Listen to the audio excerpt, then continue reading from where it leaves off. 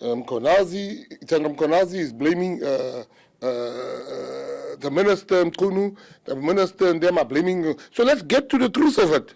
It's just that people must understand it's frustrating when you want action right now and you want things to happen. But this thing is so delicate that I'm telling you, what is going to come out of that? South Africans must be ready.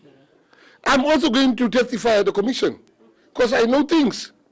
If they call me, I'm going. About these guns in the Western Cape that kills our people. This one is not get your popcorn ready.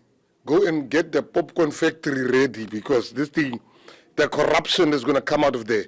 Had every gang boss of every cartel in the world, always when you hear they're being arrested in South Africa, they are here. What are these people doing here?